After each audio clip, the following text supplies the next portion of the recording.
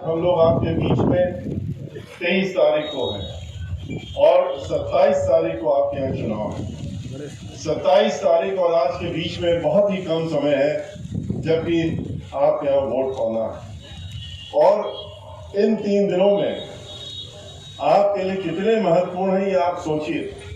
अगर इसमें आपने सही ढंग से मेहनत कर ली और मेहनत करके बहुजन समाज पार्टी के प्रत्याशी श्री सुनील पाठक जी को आपने चुनाव में जिताने का काम किया तो मिल्कीपुर के विधानसभा का एक स्वरूप बदला हुआ आपको मिलेगा और आप अपना भविष्य भी बदलने का काम करेंगे।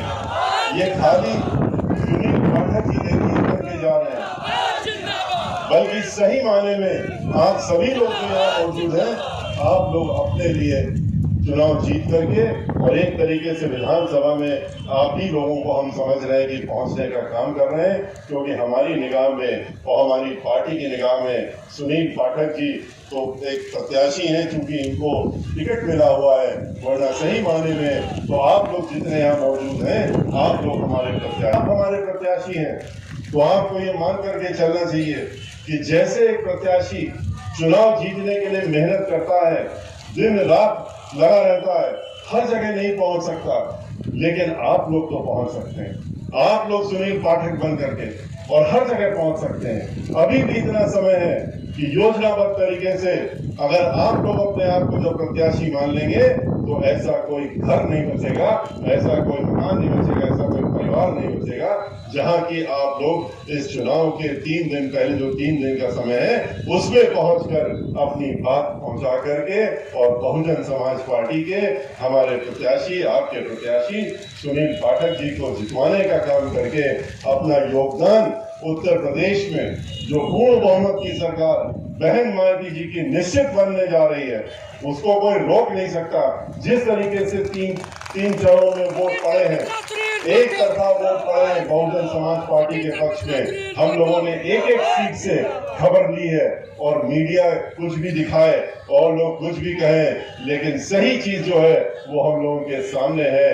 तीन चरणों में उत्तर प्रदेश में बहुजन समाज पार्टी के एक तरफा वोट पड़ा है और आज भी जो पड़ रहा है चौथे जो चरण है उसमें भी वोट एक तरफा बहुजन समाज पार्टी के पक्ष में पड़ रहा है। हम लोग भी आज अपना वोट डाल करके ही आपके बीच में आने का काम किया। भाइयों, इसलिए हमारा आपसे अनुरोध है कि इस चुनाव 27 तारीख को हो रहा है उसमें सारी चीजों को छोड़कर और एक तरफा निकल करके और ये देखते हुए कि ये समय इतना कीमती, अगर ये हाथ से निकल गया फिर पलट के 5 साल तो छोड़िए पूरे जीवन भर नहीं आएगा।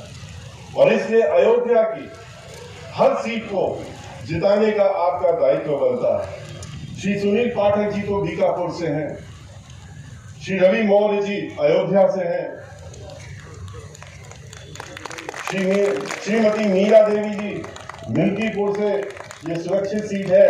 एक महिला हम लोगों की प्रत्याशी हैं जिनको बहन मायावती जी ने आपके बीच में उतारने का काम किया है और इनके क्षेत्रों में भी हम जा चुके हैं, पहले सभा कर चुके हैं, लेकिन यहाँ पर आपके बीच में नहीं आ पाए थे तो अब की बार आपके बीच में आए हैं।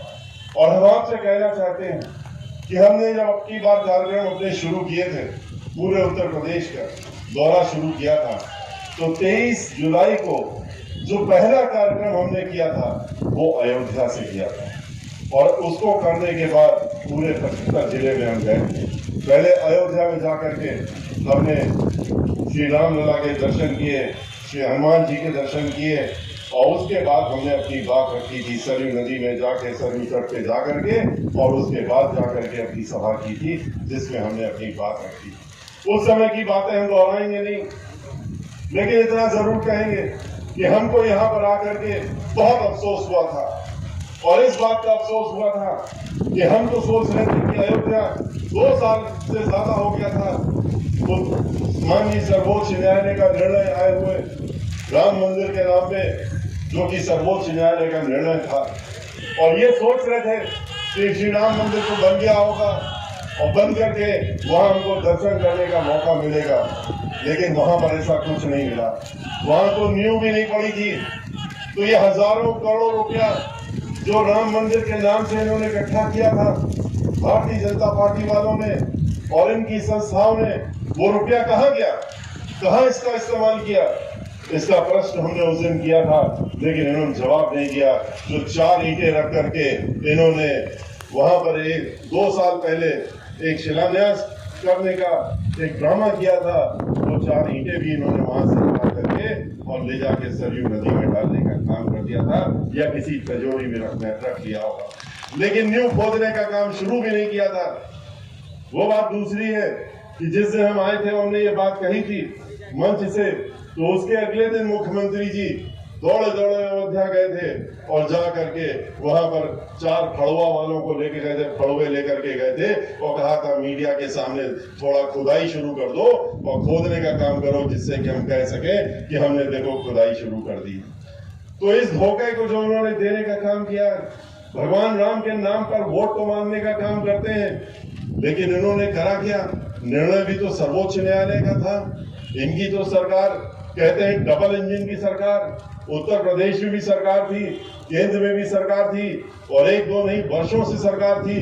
जो भी बिल पास कराना चाहते हैं करा लेते हैं। किसानों के लिए 4 कानून बनाने थे तो बना लिए, लोगों के खिलाफ कानून बनाने होते हैं बना लेते हैं, एक तरफा अपनी ताकत दिखाते हुए। लेकिन राम मंदिर के लिए कोई कानून नहीं लाए थे, क्योंकि इनकी नियत ही साफ नहीं थी।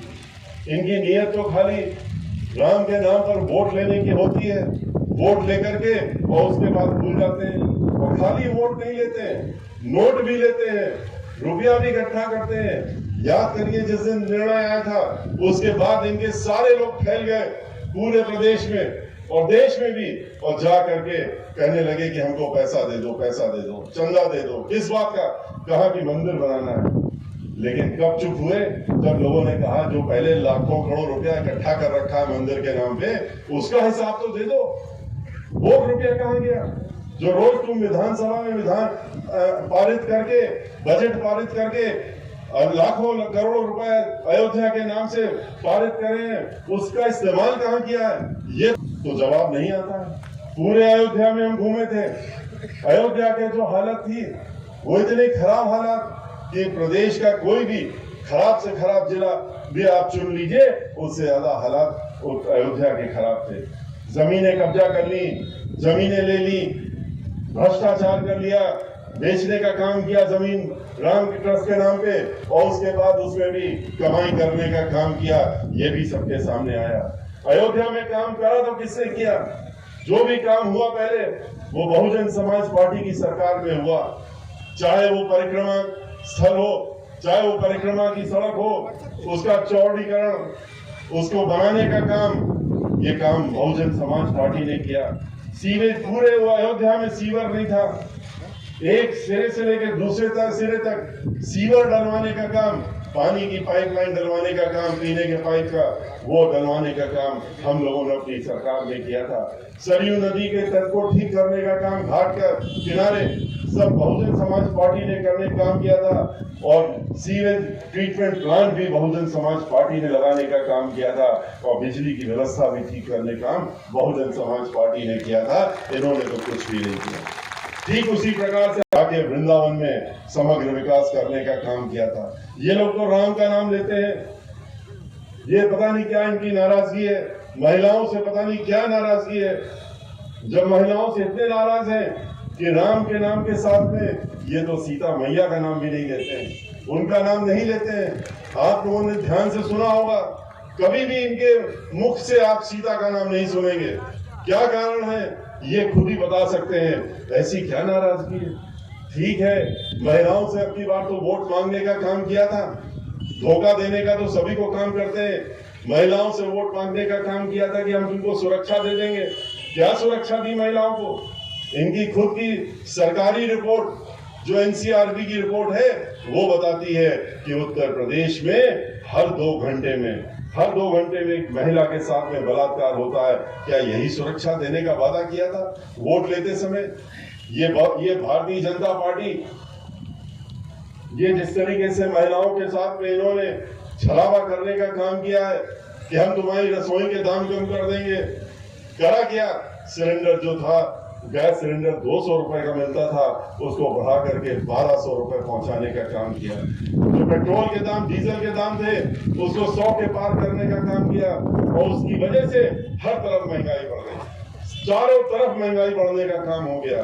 और रसोई जो महिलाओं की थी, जो 50 रुपए में अगर चलती थी, वो 500 रुपए में पहुंच गई। इन्होंने महंगाई का दर इतना बढ़ा दिया। हम लोगों ने, माँ सीता यहाँ से बिठूर गई थी, बिठूर में जाके लव कुश के साथ में रही थी। जा करके देखिए, बिठूर को हम लोग वोट नहीं मांगते हैं। धर्म के नाम पे, धर्म सदियों के नाम पे अगर कोई काम होता है, जहाँ आस्था के स्थान है, वहां का काम हमने किया था। हम उनके नाम पे वोट नहीं मांगते हैं। लेकिन जा करके देखिए, हम लोगों ने बिठूर का समग्र विकास करने का काम किया था। चाहे वहां सीता मंदिर हो, सीता रसोई हो, वाल्मीकि जी का मंदिर हो, लव कुश का हो, वो सब हम लोगों ने वहां पर स्थान बनाने का काम किया था और पूरा समग्र विकास करने का काम किया था। जैसे वृंदावन का किया था, जैसे हम लोगों ने जाकर के काशी विश्वनाथ जी के धाम पर करने का काम किया था। सीवेज ट्रीटमेंट प्लांट बनाने का था। हम लोगों ने 4 बनारस में जाके फ्लाईओवर बनाने का काम किया था। मंदिर के पास हम लोग इनकी तरह विध्वंस नहीं करते हैं। ब्राह्मणों की जमीन कब्जा कर ली, यहाँ पर कब्जा करके उनको सड़कों में छोड़ दिया और कह दिया कि हम तुमको पैसा देंगे, और पैसा देने का काम देने के वक्त भूल गए, उनका पैसा भी नहीं जमीनों का दिया।